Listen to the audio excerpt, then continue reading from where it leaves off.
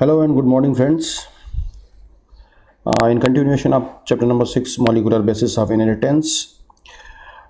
Today we are going to take types of RNA and functions of different types of RNA. And in continuation, we will take DNA versus RNA and properties of the stable genetic material. मैं promise नहीं कर सकता कि ये तीनों topic आज इसमें complete हो जाएंगे। कोशिश करेंगे मैक्सिमम पार्ट कवर हो जाए, और जो बचता है इसीलिए मैंने यहाँ पर पार्ट 1 लिखा है कि जो बचेगा उसको पार्ट 2 में हम कवर करेंगे। ठीक है, तो सबसे पहले हम टाइप्स ऑफ आरएनए और डिफरेंट आरएनएस के फंक्शंस के बारे में हम बात करेंगे, और उसके आगे हम इसको बढ़ाएंगे properties of the stable genetic material. क्या आरएनए जेनेटिक मटेरियल हो सकता था या नहीं हो सकता था? डीएनए है तो क्यों है? ठीक है, आरएनए भी कुछ वायरसेस में है तो वो क्यों है, इसके बारे में हम बात करेंगे। और फाइनली फिर हम डीएनए वर्सेस आरएनए को डिस्कस करेंगे। ठीक है, तो सबसे पहले हम टाइप्स ऑफ आरएनए से शुरुआत करते हैं। अच्छे से पढ़ते हैं सभी आरएनएस के टाइप्स और उनके फंक्शंस के बारे में, और उसके बाद हम कंटिन्यू करेंगे यदि समय बचेगा तो अगले हमारे 2 टॉपिक्स के साथ। ठीक है, चलिए, ये कुछ डायग्राम्स हमारे एनसीईआरटी से लिए गए हैं। ये ट्रांसफ़र आरएनए का डायग्राम बताया गया है। ठीक है, आप थोड़ा सा अनुमान लगाएंगे या कोशिश करेंगे। यहाँ पर SER सेरीन लिखा हुआ है, वहाँ पर TYR टायरोसिन लिखा हुआ है। क्यों लिखा हुआ है? तो इसका मतलब ये हुआ कि यहाँ पर एक डेफिनेट, ये सेरीन एक डेफिनेट अमीनो एसिड है, टायरोसिन एक डेफिनेट अमीनो एसिड है। तो एक जो टीआरएनए होता है, special tRNA, transfer RNA, transfer specific amino acid, ये इस डायग्राम को देख के आपको समझ में आता है। ठीक है, फिर यहाँ पर ये मैसेंजर आरएनए लगा हुआ है। तो मैसेंजर आरएनए के ऊपर ये जो 3 नियर बाय न्यूक्लियोटाइड्स है, इनको हम बोलते हैं जेनेटिक कोड। ठीक है, कोडॉन बोलते हैं इसको। ठीक है, तो इस कोडॉन के अकॉर्डिंग ये यहाँ पर एंटी कोडॉन्स है। ठीक है, और उन एंटी कोडॉन के अकॉर्डिंग यहाँ पर ये ट्रांसफ़र, यहाँ पर हमारा अमाइनो एसिड्स होता है। तो ये ब्रीफ मैं आपको इन्फॉर्मेशन दे रहा हूँ कि यहाँ पर जो हमारे जो टीआरएनए होते हैं वो एक डेफिनेट अमाइनो एसिड को कैरी करने का काम करते हैं। मैसेंजर आरएनए जो होता है और उसके ऊपर एक डेफिनेट इन्फॉर्मेशन होती है जिसको हम जेनेटिक कोड कहते हैं। ठीक है, तो चलिए एक और डायग्राम यहाँ पर ये ट्रांसलेशन से रिलेटेड डायग्राम आपको दिखाया गया है, जिसमें ये जो एक एप्पल शेप स्ट्रक्चर दिखाई दे रहा है आपको, ये राइबोसोम है, यानी कि राइबोसोमल आरएनए है।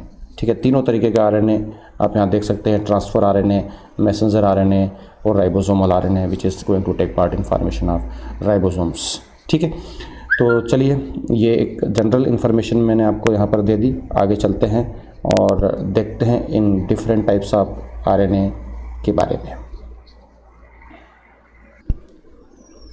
तो आरएनए के बारे में बात करें हम, the ribonucleic acid has all the components same that of the DNA, only 2 main differences. बड़े मेन डिफरेंसेस हैं ना, डिफरेंसेस तो जब हम लिस्ट बनाएंगे तो बहुत लंबी सी लिस्ट बनेगी, तो मोटे तौर पर 2 डिफरेंसेस होते हैं। RNA has the same nitrogen base pair called adenine, guanine, cytosine as that of DNA except thymine. यहाँ पर थाइमिन ना होकर क्या होगा? At the place of thymine uracil होगा। एडेनोसिन डीएनए और आरएनए में कॉमन है, गुआनिन दोनों में कॉमन है, साइटोसिन दोनों में कॉमन है, लेकिन डीएनए में यहाँ पर थाइमिन होगा और आरएनए में क्या होगा? यूरासिल होगा। ठीक है, तो ये बिल्कुल ये एक बड़ा डिफरेंस है। और दूसरा बड़ा डिफरेंस क्या है? RNA is also referred to as an enzyme as it help in the process of chemical reaction in the body. जो डिफरेंट केमिकल रिएक्शंस, जैसे कल ही हमने देखा था यहाँ पर आरएनए स्प्लाइसिंग हुई थी, वहाँ पर राइबोजाइम का फॉर्मेशन हुआ था। ठीक है, तो राइबोजाइम क्या है? It is the type of RNA, वो आरएनए ही है एक तरीके का जो कि एंजाइम बनकर काम कर रहा है। तो एज ए बायोकैटलिस्ट भी वो काम करता है, जबकि डीएनए ऐसा नहीं करता है। तो ये 2 बड़े डिफरेंसेस आपको डीएनए और आरएनए में देखने को मिलेंगे। ज़रूर याद रखिएगा इनके बारे में। ठीक है, ओवरऑल फंक्शन के बारे में हम बात कर लें यहाँ पर, आरएनए राइबोन्यूक्लिक एसिड के क्या फंक्शन होंगे। The different type of RNA are involve in the various cellular process. The primary function of RNA is, अलग अलग सेलुलर प्रोसेस में वो पार्टिसिपेट करते हैं, लेकिन जो प्राइमरी फंक्शन के बारे में हम बात करें तो वो क्या है, facilitate the translation of DNA into proteins. ठीक है, तो जब डीएनए का जब मतलब ट्रांसलेशन की प्रोसेस होती है तो आपको मालूम ही है कि जो हमारा डीएनए होता है उसकी डीएनए की जो टेम्पलेट सीक्वेंस होती है, उस टेम्पलेट सीक्वेंस के अकॉर्डिंग क्या बनता है, आरएनए बनता है। क्या बनता है, आरएनए बनता है, मैसेंजर आरएनए बनता है। ठीक है, और इस मैसेंजर आरएनए का जब ट्रांसलेशन होगा, ये मैसेंजर आरएनए जब राइबोसोम में आकर जुड़ेगा और अकॉर्डिंग टू इसके जो जेनेटिक कोड होंगे उनके अकॉर्डिंग यहाँ पर जब अमाइनो एसिड जुड़ जाएंगे तो क्या बनेगा, प्रोटीन का फॉर्मेशन हो जाएगा। ठीक है, तो प्रोटीन जब डीएनए की जो इन्फॉर्मेशन होती है वो प्रोटीन के फॉर्म में ट्रांसलेट होने के लिए यहाँ पर आरएनएस के रोल है। ठीक है, कि कौन कौन से आरएनए के रोल है, ये मैसेंजर आरएनए जो कि डीएनए से ट्रांसक्रिप्ट होकर डीएनए की लैंग्वेज को उसने आरएनए की लैंग्वेज में कन्वर्ट कर दिया। ठीक है, तो ये मैसेंजर आरएनए का एक काम हुआ। और दूसरा ये जो प्रोटीन सिंथेटिक मशीन है वो कौन है, राइबोसोम है, जो कि आरआरएनए है, आरआरएनए और कोर प्रोटीन से मिलकर बना हुआ है। ठीक है, और इन जेनेटिक कोड के अकॉर्डिंग जो जेनेटिक कोड है उनके अकॉर्डिंग अमाइनो एसिड्स को लाकर एक दूसरे से जोड़ने का काम कौन कर रहा है, टीआरएनए कर रहा है। कौन कर रहा है, टीआरएनए। तो यहाँ पर डीएनए से डीएनए की इंफॉर्मेशन जो है, जो जेनेटिक इंफॉर्मेशन डीएनए के अंदर स्टोर्ड है उसको प्रोटीन के फॉर्म में या पॉलीपेप्टाइड के फॉर्म में ट्रांसलेट करने के लिए जो रेस्पॉन्सिबल है वो कौन है, all three types of RNA, messenger RNA, ribosomal RNA and transfer RNA. ठीक है, अगले फंक्शंस पर हम जाते हैं। तो function as an adaptor molecule in protein synthesis. तो एडॉप्टर मॉलिक्यूल कौन है, एडॉप्टर मॉलिक्यूल है टीआरएनए। कौन है, tRNA. How it is adaptor molecule, क्योंकि जब टीआरएनए जब ये मैसेंजर आरएनए और इस मैसेंजर आरएनए का जब ट्रांसलेशन हो रहा होता है राइबोसोम के अंदर, तो इस जेनेटिक कोड के अकॉर्डिंग एक टीआरएनए जो होता है, उस टीआरएनए होता है वो एक डेफिनेट अमाइनो एसिड, ये मान लिया जाए कि मेथियोनिन अमाइनो एसिड को लेके आ रहा है ना। तो मेथियोनिन को लेके आ रहा है तो इसके पास में एंटीकोडॉन यहाँ पर होंगे। अब मेथियोनिन का कोड क्या है इस एमआरएनए के ऊपर, मेथियोनिन का कोड होता है AUG। क्या होता है, AUG। तो इस मेथियोनिन को कैरी करने वाला जो हमारा टीआरएनए है उसके पास क्या होगा, UAC होगा। क्या होगा, UAC। तो a transfer RNA has a definite anticodon and according to this anticodon a definite amino acid is bind over the amino acid binding site। ठीक है, और उसको इस अमाइनो एसिड को अडॉप्ट करके लेकर आएगा कहाँ पर, साइट ऑफ प्रोटीन सिंथेसिस। ठीक है, जहाँ पर जेनेटिक कोड इसका इंतज़ार कर रहा है, उस जेनेटिक कोड के अकॉर्डिंग यहाँ पर इस अमाइनो एसिड को लाके प्लेस कर देगा। इसी तरीके से कंटिन्यूसली अगले जेनेटिक कोड के लिए अगला अमाइनो एसिड, अगला टीआरएनए आएगा और वो इस तरीके से पॉलीपेप्टाइड चेन को इलांगेट करता जाएगा। ठीक है, तो एडॉप्टर मॉलिक्यूल के लिए कौन है, ट्रांसफर आरएनए है। कौन है, ट्रांसफर आरएनए, जो कि एक डेफिनेट अमाइनो एसिड को अडॉप्ट करके लेके आएगा, उसको बाइंड करके लेके आएगा, उसको कैरी करके लेके आएगा कहाँ पर, साइट ऑफ प्रोटीन सिंथेसिस पर। ठीक है, इसके बाद हम बात करें तो यहाँ पर serve as an messenger between the DNA and ribosomes, है ना। अब ये राइबोसोम, जैसे कि ये राइबोसोम है हमारा, ये राइबोसोम है। ठीक है, ये हमारा डीएनए टेम्पलेट सीक्वेंस थी उसकी, है ना। उस डीएनए की टेम्पलेट सीक्वेंस के ऊपर हमारा आरएनए पॉलीमरेज एंजाइम यहाँ पर आके जुड़ा और टेम्पलेट सीक्वेंस को प्रोमोटर से टर्मिनेटर तक ट्रांसक्रिप्ट कर दिया, तो क्या बना, मैसेंजर आरएनए बना। तो ये मैसेंजर आरएनए जो था ये डीएनए की इंफॉर्मेशन को इसके अंदर ले लिया इसने। ठीक है, तब message we can say information of DNA is transcribed in the form of messenger RNA. अब ये मैसेंजर आरएनए कहाँ आ जाएगा, यहाँ पर आ जाएगा, प्रोटीन सिंथेटिक मशीन के पास में आ जाएगा, जहाँ पर ये इस राइबोसोम के स्मॉल और लार्ज सब यूनिट के बीच में अटैच हो जाएगा और उसके अकॉर्डिंग टीआरएनए जो है वो डेफिनेट अमाइनो एसिड्स को लेकर आएंगे और उनकी चेन बना देंगे। ठीक है, तो ये जो नेक्स्ट पॉइंट यहाँ पर जो बात कर रहे थे वो किसके बारे में है, वो मैसेंजर आरएनए के बारे में बात कर रहे हैं। ठीक है, क्या था? Serve as a messenger between DNA and ribosome. ठीक है, तो मैसेंजर का काम किसने किया? मैसेंजर आरएनए का काम है ये। ठीक है, ये सभी हम डिटेल में पढ़ने वाले हैं अभी आगे, इसमें कोई दिक्कत वाली बात नहीं है, टेंशन बिल्कुल मत लीजिएगा। They are the carrier of genetic information in all living cells. ठीक है, तो कैरियर ऑफ जेनेटिक इन्फॉर्मेशन मतलब जो डीएनए है, उस डीएनए को फाइनली प्रोटीन में कन्वर्ट करने के लिए, डीएनए की जो इन्फॉर्मेशन है उसको फाइनली प्रोटीन में कन्वर्ट करने के लिए कौन कौन टूल्स चाहिए? एक चाहिए मैसेंजर आरएनए। क्या चाहिए? मैसेंजर आरएनए चाहिए। दूसरा क्या चाहिए? राइबोसोम चाहिए, यानी कि राइबोसोमल आरएनए चाहिए। तीसरा क्या चाहिए?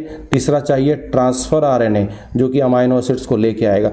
तो ये जितनी भी जो जेनेटिक इन्फॉर्मेशन जो डीएनए से ट्रांसक्रिप्शन और ट्रांसलेशन की प्रोसेस के थ्रू जो प्रोटीन्स बनते हैं, पॉलीपेप्टाइड्स बनते हैं, ठीक है, जिसके थ्रू किसी भी ऑर्गेनिजम्स के कैरेक्टर एक्सप्रेस होते हैं, तो यहाँ पर ये पूरी मशीनरी जो है वो किसकी लगी हुई है? पूरी मशीनरी आरएनए की लगी हुई है, डिफरेंट फॉर्म्स में।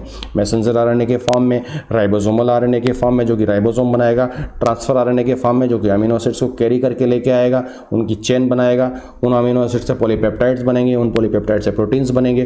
तो ये फाइनली जो डीएनए है वो तो न्यूक्लियस के अंदर ही रह जाता है बेचारा, लेकिन उस न्यूक्लियस से साइटोप्लाज्म में उसकी इन्फॉर्मेशन को लेके आना, डीएनए की इन्फॉर्मेशन को लेके आना, कौन काम करेगा? ये सब काम करेंगे हमारे डिफरेंट काइंड ऑफ आरएनएस। ठीक है, तो अब जो हमारा जो नेक्स्ट पॉइंट है वो है promotes the ribosomes to choose the right amino acid which is required in building of a new protein in the body. तो ये बिल्कुल एक बहुत ही बोलना चाहिए, एक बहुत ही एक्यूरेट प्रोसेस होती है। मान लिया जाए कि हमारा मैसेंजर आरएनए है, मैसेंजर आरएनए के ऊपर जो पहला हमारा कोडॉन है वो है AUG। क्या है? AUG है। दूसरा UUU है। क्या है? UUU है, एंड सो ऑन। इस तरीके के यहाँ पर जेनेटिक कोड्स लगातार इसमें जो डीएनए है उस डीएनए का ट्रांसक्रिप्शन होगा, तो उस डीएनए के ट्रांसक्रिप्शन से ये हम different kind of genetic codes जो है वो मैसेंजर आरएनए के ऊपर आ जाएंगे। ठीक है, मैसेंजर आरएनए के ऊपर आ जाएंगे। तो अब इस मैसेंजर आरएनए के ऊपर जब ये मैसेंजर आरएनए राइबोसोम के बीच, यहाँ पर इस मशीन के बीच में आके लग जाएगा, तो इस AUG के लिए जो हमारा जो टीआरएनए होगा उसके पास में क्या होगा? उसके पास में होगा एंटीकोडॉन। क्या होगा? एंटीकोडॉन। क्या, कौन सा एंटीकोडॉन होगा? उसके पास में होगा UAC। क्या होगा? UAC। और UAC होगा तो यहाँ पर उसने अमाइनो एसिड कौन सा लिया होगा? मिथ्योनिन लेगा वो। क्या लेगा? मिथ्योनिन। इसी तरीके से जो UUU के लिए जो हमारा दूसरा टीआरएनए आएगा उसके पास में क्या होगा? उसके पास में AAA होगा, एंटीकोडॉन। क्या होगा? AAA। और कौन सा अमाइनो एसिड लेके आएगा? ये फिनाइल एलानिन को लेके आएगा, फिनाइल एलानिन को लेके आएगा। तो ये बहुत ही स्पेशल प्रोसेस होती है, बहुत ही एक्यूरेट प्रोसेस होती है। और जो हमारा राइबोसोम होता है वो इन सभी जो अमाइनो एसिड से इनकी चेकिंग करता है कि क्या एग्जैक्ट अमाइनो जो कोडॉन है उस कोडॉन का एग्जैक्ट एंटीकोडॉन आया है, और एंटीकोडॉन अगर एग्जैक्ट आया है तो डेफिनेटली एग्जैक्ट अमाइनो एसिड आएगा और उसी की चेन बनेगी, यहाँ पर उसी की सीक्वेंसिंग बनेगी। सो which type of transfer RNA is going to we can say attached with codons। ठीक है, कोडॉन के साथ में कौन ट्रांसफ़र RNA आके अटैच हो रहा है, इसकी चेकिंग भी हमारा राइबोसोम कर लेगा। तो यहाँ पर गलती होने की कोई संभावना नहीं है। जैसा कोडॉन होगा वैसा एंटीकोडॉन उसके सामने आएगा, और जैसा एंटीकोडॉन होगा उसके अकॉर्डिंग यहाँ पर अमाइनो एसिड्स आएगा। तो फाइनली ऐसा कह सकते हैं कि अकॉर्डिंग टू कोडॉन, जैसे कोडॉन होंगे वैसे ही अमाइनो एसिड्स यहाँ पर आकर अटैच होने वाले हैं। ठीक है, तो ये एक बहुत ही सुपर प्रोसेस है जिसमें गलती होने की बहुत ही कम संभावनाएं होती है। ठीक है, और वो क्यों होती है? क्योंकि यहाँ पर हमारे 3 different type of RNA 3 different specific functions play कर रहे हैं। ठीक है, तो चलिए अब आ जाते हैं हम टाइप्स के बारे में। Types of ribonucleic acids, RNA के टाइप्स के बारे में बात करें तो there are 3 types of RNA present in cells of living beings. जो डिफरेंट 3 टाइप्स ऑफ आरएनए होते हैं और जिसके बारे में हम पहले ही बात कर चुके हैं। One is the ribosomal RNA, rRNA, second is the messenger RNA, mRNA, and third one is the tRNA। ठीक है, so these 3 types of RNA present in living beings, in our cells we can say। लेकिन खास बात क्या है, in prokaryotes all 3 types of RNA transcribed by the single enzyme that is the RNA polymerase only, है ना। ये तीनों type के जो आरएनएज हैं, ये प्रोकैरियोटिक सेल के बारे में हम बात करें तो वहाँ पर सिर्फ एक अकेला एंजाइम जो होता है आरएनए पॉलीमरेज एंजाइम, वो इनको ट्रांसक्रिप्ट कर देता है, ठीक है। लेकिन but in eukaryotes above all 3 types of RNA transcribed by the 3 different types of enzymes, 3 different type of RNA polymerase enzymes, यानी कि DNA dependent RNA polymerase enzyme, ठीक है। 3 अलग अलग तरीके से इस टेबल में हम देखेंगे इसको। इस टेबल में आप देखिए कि यहाँ पर हमने यूकैरियोटिक सेल के लिए टेबल बनाई है, और यूकैरियोटिक सेल में जो 3 डिफरेंट काइंड ऑफ आरएनएज होते हैं वो they are transcribed by 3 different type of RNA polymerase enzyme. जैसे हम बात करें यहाँ पर कि राइबोसोमल आरएनए, है ना, ribosomal RNA is transcripted bye RNA polymerase 1, RNA polymerase 1, ठीक है। And the messenger RNA is transcripted bye RNA polymerase 2, and the transfer RNA is transcripted bye RNA polymerase 3, ठीक है। तो बिल्कुल याद रखिएगा यहाँ पर कैसे याद रखना है इसको याद रखने का तरीका RMT, R M और T, RMT। पहले वॉच आया करती थी एक कंपनी की HMT को ना याद रख के आप क्या याद रखेंगे, RMT। R मतलब ribosomal RNA synthesized by 1 RNA polymerase 1, messenger RNA by RNA polymerase 2, and transfer RNA by RNA polymerase 3, ठीक है, RMT। इस तरीके से इनको याद रखिएगा आप, ठीक है। कई बार पूछा जाता है, कई बार ये क्वेश्चन पूछा जाता है, इसलिए मैंने स्पेशल आपको ये टेबल बनाई आपके लिए कि आप इसको याद करें, ठीक है। तो 3 different type of RNA synthesized by या transcribed by 3 different type of RNA polymerase enzyme, RNA polymerase 1, RNA polymerase 2, RNA polymerase 3, 1 ribosomal RNA के लिए, 2 मैसेंजर आरएनए के लिए, और 3 ट्रांसफर आरएनए के लिए, ठीक है। अब अगला क्वेश्चन यहाँ पर यह बन सकता है कि how much percentage of these, ना अगर हम बात करें तो ये टोटल आरएनए का 80% होता है आरआरएनए। सबसे ज़्यादा क्वांटिटी में मिलने वाला आरएनए जो है वो है राइबोसोमल आरएनए, ठीक है। उसके बाद जो सेकेंड हाईएस्ट क्वांटिटी है वो मैसेंजर आरएनए की है, ठीक है, 15% of total RNA, and this messenger 15% of total RNA is tRNA, and the list percentage, सबसे कम परसेंटेज है वो मैसेंजर आरएनए का है 5%, ठीक है। And out of this 2 ribosomal RNA is a type of stable RNA, stable यानी कि एक बार बन गया ये डिग्रेडेट नहीं होगा, ये बना रहेगा सेल के अंदर। Transfer RNA is also type of stable, ये भी एक स्टेबल आरएनए है जो बन गया तो डिग्रेडेट नहीं होगा। लेकिन मैसेंजर आरएनए बनने के एक डेफिनेट टाइम के बाद वो ट्रांसलेशन में पार्टिसिपेट कर लेगा, और ट्रांसलेशन में पार्टिसिपेट करने के बाद में वो डिसइंटीग्रेटेड हो जाएगा, that means this is a unstable type of RNA, ठीक है। तो इसको बहुत अच्छे से याद रखिएगा, ये टेबल बहुत ही इंपॉर्टेंट टेबल है, ठीक। चलिए आगे डिस्कस करते हैं। ओके, यहाँ पर ये स्मॉल टी लिखना चाहिए था, small T RNA. An adaptor molecule, क्या कहा है इसको, एडॉप्टर मॉलिक्यूल हमने पहले भी डिस्कस कर लिया था, फ्रंट पेज सेकंड पेज पे हमने डिस्कस किया था इसको, ट्रांसफर आरएनए। एडॉप्टर मॉलिक्यूल क्यों कहते हैं, because of a special type of transfer RNA adopt an special type of amino acid on its this particular site, this site is called as amino acid binding site, ठीक है, amino acid binding site. मैं इसकी different sites के बारे में भी बात करूंगा, पहले बात कर लेते हैं। The transfer RNA is held responsible for choosing the correct amino acid required by the cell during protein synthesis, ठीक है। तो ये यहाँ पर बात जो हम अभी कर रहे थे यहाँ पर कि प्रोटीन सिंथेसिस के लिए जो एक definite amino acid according to codon, जो मैसेंजर आरएनए पे अगर AUG कोडॉन है, क्या कोडॉन है, AUG कोडॉन है, ठीक है। तो इसका मतलब AUG किसको करता है, मिथ्योनिन को कोड करता है। तो एक tRNA आएगा, वो एक अमाइनो एसिड को लेके आएगा, उसका नाम होगा मिथ्योनिन, मैट tRNA, ठीक है।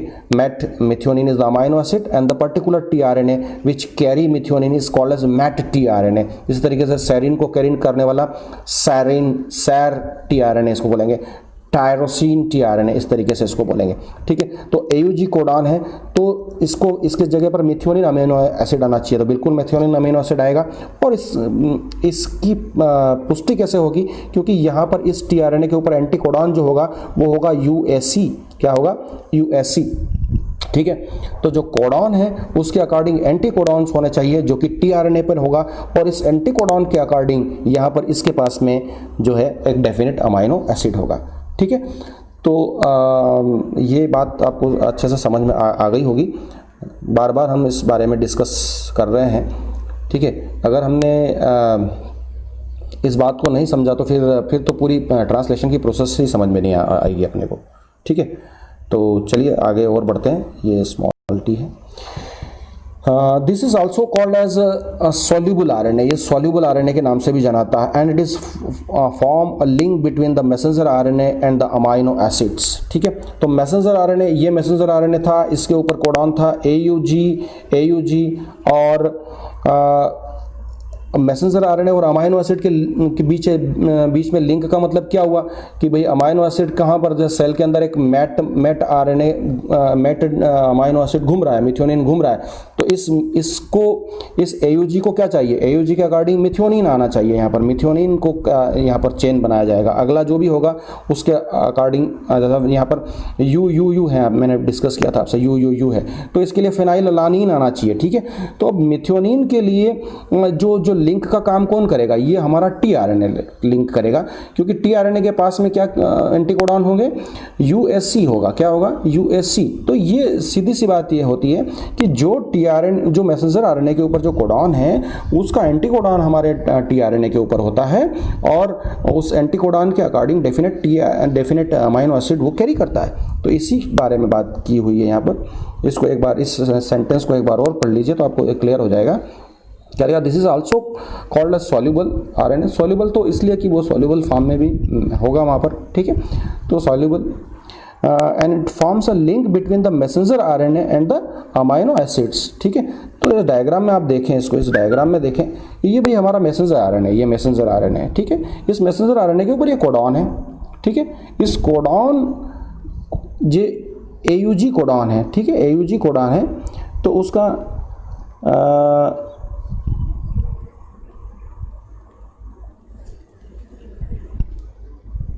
सॉरी, ये AGU है, AGU है। तो उसका एंटीकोडॉन ये होगा, UCA होगा, और इसके अकॉर्डिंग यहाँ पर ये UCA एक डेफिनेट tRNA के ऊपर होगा जो कि सेरिन को कोड कर रहा है, सेरिन को कैरी कर रहा है, ठीक है। तो बिल्कुल इस तरीके से यहाँ पर ये देखिए, यहाँ पर कोडॉन UCA है, तो उसका एंटीकोडॉन क्या हो गया, AUG हो गया, और AUG एंटीकोडॉन हो गया, तो यहाँ पर इसके पास में अपना डेफिनेट tRNA होगा। तो इसका मतलब ये हुआ कि यहाँ पर हर कोडॉन का एक एंटीकोडॉन होता है, और वो एंटीकोडॉन tRNA के ऊपर होता है, और उसके अकॉर्डिंग उसके पास में अपना अमाइनो एसिड होता है। तो जो भी इस मैसेंजर RNA को जब ट्रांसलेशन करना होता है, तो उसके अकॉर्डिंग, जो कोडॉन के अकॉर्डिंग जब उसको अमाइनो एसिड लेने होते हैं, तो वो कौन लेके आता है, वो लेके आता है ट्रांसफर RNA लेके आता है, ठीक है। तो अब हम बात कर रहे हैं कि इसकी 4 साइट्स, वैसे हमारी NCERT में नहीं दिया हुआ है इनकी साइट्स के बारे में, लेकिन फिर भी हमें याद करना पड़ेगा, हमें देखना चाहिए कि उसको ये this particular structure of tRNA, जो tRNA का ये डायग्राम यहाँ पर बनाया हुआ है, इसको क्लोवर लीफ मॉडल के नाम से जाना जाता है, ठीक है, क्लोवर लीफ मॉडल, ठीक है। I think this model was given by Holi, है ना। तो ये नरेनबर्ग, होली एंड खुराना, डॉक्टर हरगोविंद खुराना, तो जो ये तीनों नाम जब आते हैं, जहाँ पर होली नाम आता है, शायद ये वो होली हैं, उन्होंने ही ये इस मॉडल को दिया है। This model is known as clover leaf model of transfer RNA। So according to cloverleaf model, transfer RNA have following sites. This site is called as amino acid binding site. amino acid binding site. Amino acid binding site is related to the binding of a definite amino acid. एक definite amino acid को इसके ऊपर bind करने का काम करेगा, ठीक है। यहाँ पर हम इस स्ट्रक्चर को देखेंगे तो इस स्ट्रक्चर में ये दो हेलिक्स आपको दिखाई दे रही है। यहाँ पर आप 53 याद रखिएगा, 5' और 3'। आपको ऐसा लग रहा होगा कि ये transfer RNA double helical structure है, तो ये डबल हेलिकल स्ट्रक्चर नहीं है, ये सिंगल हेलिकल स्ट्रक्चर ही है। ये 5' स्ट्रक्चर यहाँ से शुरू हुआ, ठीक है, यहाँ से ये 5' स्ट्रक्चर शुरू हुआ, यहाँ से 5' स्ट्रक्चर शुरू हुआ, सॉरी हाँ, ये यहाँ से 5' स्ट्रक्चर शुरू हुआ, ये ऐसे घुमा, ऐसे घुमा, ऐसे घुमा, ऐसे घुमा, ऐसे ऐसे ऐसे ऐसे घूम के, और ये 3' स्ट्रक्चर यहाँ पर आ गया, 3' स्ट्रक्चर 53, 5' और 3'।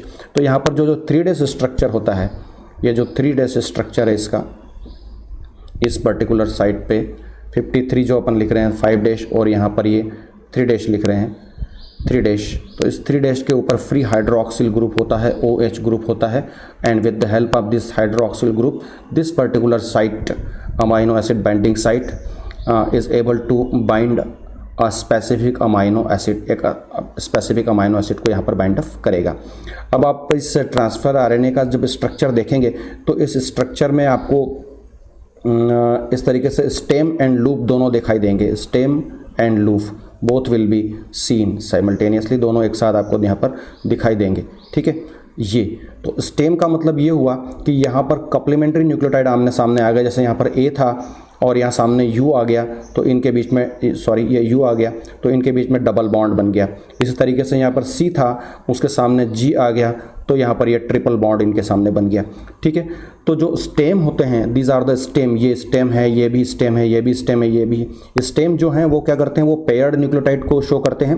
And these are the loops, ये हैं क्या है, ये लूप्स हैं जो कि अनपेयर्ड न्यूक्लियोटाइड्स को बताते हैं कि यहाँ पर जो भी न्यूक्लियोटाइड थे, सामने कप्लीमेंट्री न्यूक्लियोटाइड नहीं मिला, तो ये लूप के फॉर्म में ये स्ट्रक्चर दिखाई दिया है। बाकी सारे जो जहाँ भी जो स्टेम दिखाई दे रहे हैं, दे shows the paired nucleotide.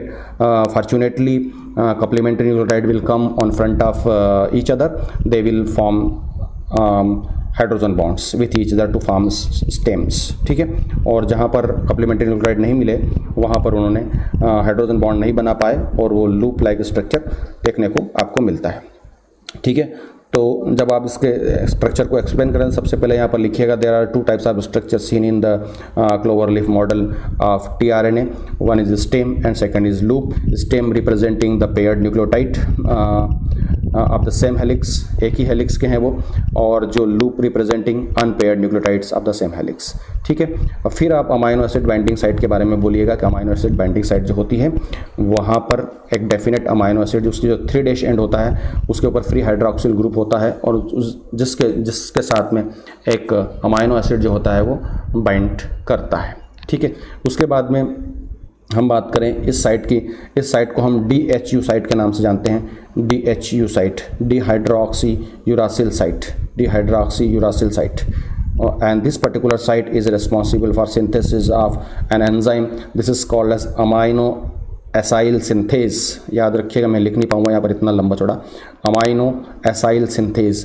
This amino acyl synthase enzyme is synthesized on this DHU site and it is transferred to amino acid binding site. कहाँ ट्रांसफ़र होगा, अमाइनो एसिड बाइंडिंग साइट के ऊपर ट्रांसफ़र होगा, जहाँ पर यह अमाइनो एसिड को bind करने में हेल्प करेगा, ठीक है। तो हमने 2 साइट के बारे में और उनके फंक्शंस के बारे में पढ़ लिया। अब हम आगे चलते हैं, हम नेक्स्ट साइट के बारे में बात करते हैं। तो next site is called as anticodon site. कौन सी साइट है, anticodon site. This particular site is called as anticodon site. Why it is called anticodon site, यानी यूँ कहें कि the opposite side of amino acid binding site, amino acid binding site की जो opposite side होती है, उसके ऊपर 3 अनपेयर्ड न्यूक्लियोटाइड होते हैं, and this 3 unpaired nucleotides are against the nucleotides of nucleotides on messenger RNA. जो मैसेंजर आरएनए में जो न्यूक्लियोटाइड होते हैं, उनको हम बोलते हैं 3 नियर बाय न्यूक्लियोटाइड्स को कोडॉन बोलते हैं। तो उस कोडॉन के अगेंस्ट ये कोडॉन्स होते हैं इस पर्टिकुलर साइट के ऊपर, दैट्स वाई इनको हम एंटीकोडॉन बोलते हैं, and the particular site is called as anticodon site, ठीक है, याद रखिएगा। इसके बाद में ये यहाँ पर एक छोटा सा साइट और दिखाई दिया है जिसको हम एक्स्ट्रा आर्म बोलते हैं, एक्स्ट्रा आर्म, ठीक है। इसमें 16 to 24 पेयर्ड न्यूक्लियोटाइड्स होते हैं और इसका कोई स्पेशल फंक्शन अभी तक मालूम नहीं चल पाया है, ठीक है। इसके बाद जैसे हम अभी बात कर रहे थे कि एक डेफिनेट अमाइनो एसिड को जोड़ने का काम करता है ये ट्रांसफ़र आरएनए। तो यानी कि यूँ कहें कि जो ट्रांसफ़र आरएनए होता है वो अमाइनो एसिड को कैरी करके राइबोसोम के ऊपर जाता है। तो राइबोसोम पर कहाँ इसको जोड़ना है, this particular feature will identified by this particular site is called as ribosomal recognition site. कौन सी साइट है? Ribosomal recognition site. This site is called as ribosomal recognition site. ये साइट ये तय करेगी कि ये जो ट्रांसफ़र आरएनए प्रोटीन सिंथेसिस में पार्टिसिपेट करने जा रहा है तो ये राइबोसोम के किस पार्ट पर जाकर, प्रोटीन सिंथेटिक मशीन के किस पार्ट पर जाके इसको अटैच होना है, कहाँ पर इसके कोडान और एंटी कोडान होंगे, यानी कि कोडॉन्स कहाँ होगा, तो वहाँ ये जाके अटैच होगा। तो these are the different 4 sites of transfer RNA, जिसको एक बार और मैं आपको ब्रीफ कर देता हूँ। दिस पर्टिकुलर साइट, पहली साइट जो थी जिसको हमने बोला amino acid binding site which binds a special type of amino acids on it. This particular site is called as DHU site, dehydroxyuracil site, which synthesize a special enzyme that is called as amino acyl synthase enzyme, which is transferred to this site amino acid binding site, where help in binding a specific amino acid on it, on this particular site. फिर इसके बाद में यहाँ बात करें anticodon site have 3 unpaired nucleotides, those are just against to the nucleotides on mRNA, है ना। Nucleotides on mRNA यानी कि कोडॉन्स के अगेंस्ट जो होते हैं अनपेयर्ड न्यूक्लियोटाइड्स के पास में, उनको हम एंटीकोडॉन कहते हैं। That's why the site is called as anticodon site, ठीक है। उसके बाद में ये एक्स्ट्रा आर्म जिसका कोई फंक्शन नहीं है, and this particular site is called ribosomal recognition site. ये साइट ये तय करेगी कि इस ट्रांसफ़र आरएनए को जो स्पेशल अमीनो एसिड को कैरी कर रहा है ये राइबोसोम पर किस जगह जाकर अटैच होगा, ठीक है। So this is all about the transfer RNA. चलिए आगे बढ़ते हैं। तो हम नेक्स्ट बात कर रहे हैं राइबोसोमल आरएनए के बारे में, आरआरएनए के बारे में। The rRNA is the component of the ribosome and are located within the cytoplasm of the cell, ठीक है। राइबोसोमल आरएनए इसीलिए नाम पड़ा इसको क्योंकि ये राइबोसोम को बनाने में पार्टिसिपेट करेगा और ये साइटोप्लाज्म में। राइबोसोम कहाँ पर होगा? साइटोप्लाज्म में होगा। सबसे पहले वो न्यूक्लियर मेम्ब्रेन से आके अटैच हो जाएगा। फाइनली जब उसकी स्मॉल और लार्ज सब यूनिट दोनों बन जाएगी तो वो साइटोप्लाज्म में आ जाएगा, ठीक है, at the time of protein synthesis. The ribosomal RNA is primarily involve in the synthesis of translation of mRNA into the proteins in cell. तो इसको हम प्रोटीन सिंथेटिक मशीन कहते हैं। भाई ये प्रोटीन को सिंथेसिस करने के लिए ज़रूरी है। मैसेंजर आरएनए जो होता है वो इसकी दोनों स्मॉल और लार्ज सब यूनिट के बीच में आकर अटैच हो जाता है और यहीं पर इस मैसेंजर आरएनए के ऊपर जो कोडॉन्स होते हैं उनके अकॉर्डिंग एंटीकोडॉन वाले ट्रांसफ़र आरएनए आते हैं जो अमाइनो एसिड्स को लेके आएंगे और उनको बाइंड अप करने का काम करेंगे, ठीक है। The RNA is the most prominent RNA, this ribosomal RNA is the most prominent RNA within the cell of all living organisms. आप जानते हैं 80% होता है टोटल आरएनए का, कितना होता है? 80% ऑफ टोटल आरएनए, ठीक। हम बात करें यहाँ पर प्रोकैरियोटिक राइबोसोम के बारे में। प्रोकैरियोटिक राइबोसोम जो कि 70S का होता है, कैसा होता है? 70S का होता है। इसकी लार्ज सब यूनिट 50S की होती है और स्मॉल सब यूनिट जो होती है वो 30S की होती है, ठीक है। और लार्ज सब यूनिट जो होती है उसमें 2 टाइप्स ऑफ राइबोसोमल आरएनए होते हैं। एक तो होता है 23S राइबोसोमल आरएनए, ठीक है, आरएनए, स्मॉल आर होना चाहिए यहाँ पर, सब जगह स्मॉल आर है, ठीक है, ribosomal RNA, and 16S ribosomal RNA, ठीक है, लार्ज सब यूनिट में देखने को मिलेंगे, ठीक है। लेकिन जो स्मॉल सब यूनिट जिसको हम 30S कहते हैं उसमें 1 टाइप ऑफ राइबोसोमल आरएनए होता है, that is the 5S rRNA, 5S ribosomal RNA. तो total 4 types of ribosomal RNA involve in formation of prokaryotic ribosome, ठीक है। और उन 4 टाइप ऑफ राइबोसोमल आरएनए के साथ में कोर प्रोटीन्स भी होते हैं। क्या होते हैं? कोर प्रोटीन्स होते हैं जो स्मॉल और लार्ज सब यूनिट को इन राइबोसोमल आरएनए के साथ मिलके बनाते हैं। तो जैसे ये स्मॉल सब यूनिट है, ये स्मॉल सब यूनिट है। तो स्मॉल सब यूनिट में जो single type of ribosomal RNA है, ये राइबोसोमल आरएनए यहाँ पर आ गया और ये कोर प्रोटीन हो गया, तो ये स्मॉल सब यूनिट बन गया 30S, ठीक है। ये 5S आरएनए आ गया और ये स्मॉल सब यूनिट बन गई। इस तरीके से जो लार्ज सब यूनिट बनेगी, तो लार्ज सब यूनिट में कि 23S राइबोसोमल आरएनए आएगा, ठीक है, और दूसरा आएगा 16S राइबोसोमल आरएनए आएगा और इसके साथ में ये कोर प्रोटीन यहाँ पर जुड़ जाएगा, तो ये लार्ज सब यूनिट बन जाएगी आपकी 50S और ये बन गया 30S। तो इस तरीके से आपका पूरा राइबोसोम बन जाएगा। सिमिलरली यूकैरियोट्स के बारे में हम बात करें तो यूकैरियोटिक राइबोसोम के बारे में बात करेंगे तो यहाँ पर क्या होगा, 80S राइबोसोम होता है। कैसा होता है, 80S ribosome is present in eukaryotes, ठीक है, 80S ribosome present in eukaryotes, this one. And the large सब यूनिट कैसे होती है, 60S होती है। स्मॉल सब यूनिट कैसे होती है, 40S होती है। इसका ध्यान रखिएगा आप, ये 80S है और आप कहेंगे 60 और 40 तो 100 होते हैं, ठीक है। तो ये 60, ये 40 सब यूनिट है, स्मॉल सब यूनिट 40 और ये लार्ज सब यूनिट 60, ठीक है। जब आपस में जुड़ते हैं ना तो यहाँ पर 20 यूनिट जो होती है वो कम हो जाती है। जब दो यूनिट आपस में जुड़ती है तो 20 यूनिट कम हो जाता है। तो सम इनका जो होगा वो 80 होगा, सम 80 होगा, लेकिन इंडिविजुअली इनको हम क्या बोलेंगे, 60 और 40 बोलेंगे, ठीक है। तो eukaryotic ribosome is consist of 80S, मतलब 80S टाइप का होता है, कंसिस्ट ऑफ 80S। लार्ज सब यूनिट 60S होती है, स्मॉल सब यूनिट 40S होती है। लार्ज सब unit contains 3 types of ribosomal RNA, 26 to 28 type का एक राइबोसोमल आरएनए होगा, ठीक है। उसके बाद में 5S राइबोसोमल आरएनए होगा और दूसरा 5.8 राइबोसोमल आरएनए होगा। ये कोर प्रोटीन के साथ में जुड़ के लार्ज सब यूनिट बनाएंगे, दैट इज द 60S, ठीक है। और स्मॉल सब यूनिट जो होगी वो कैसी होगी, स्मॉल सब यूनिट में एक ही टाइप का राइबोसोमल आरएनए होगा, दैट इज 18S, ठीक है। और कोर प्रोटीन के साथ में जुड़ के 40S सब यूनिट राइबोसोमल आरएनए सब यूनिट बनाएगी, एक कंप्लीट राइबोसोम बन जाएगा जिसको हम बोलेंगे 80S राइबोसोम। सो ओवरऑल आपको ये समझ में आ गया कि ribosomal RNA are responsible for synthesis of ribosome. They combined with core proteins, है ना, डिफरेंट फ्रेगमेंट्स होते हैं इनके, ठीक है। और वो फ्रेगमेंट्स कोर प्रोटीन के साथ में जुड़ के स्मॉल और लार्ज सब यूनिट को अलग अलग बनाते हैं और फाइनली वो दोनों यूनिट्स जब आपस में जुड़ जाएगी तो एक कंप्लीट राइबोसोम का फॉर्मेशन हो जाएगा। So about 37 minute video has been completed, तो इसको हम यहीं रोकेंगे। जो बचे हुए हमारे 2 पार्ट, जो मैंने पहले ही आशंकाएं व्यक्त की थी आपसे कि ये कुछ 2 पार्ट हम और बच जाएंगे, जिसको हम नेक्स्ट पार्ट 2 में सॉल्व करेंगे। थैंक यू सो मच, बने रहिए और जल्दी से इसके नोट्स बनाइए और जो डिस्क्रिप्शन बॉक्स में क्वेश्चंस दिए हैं उनके आंसर्स लिखिए, ठीक है। Thank you so much.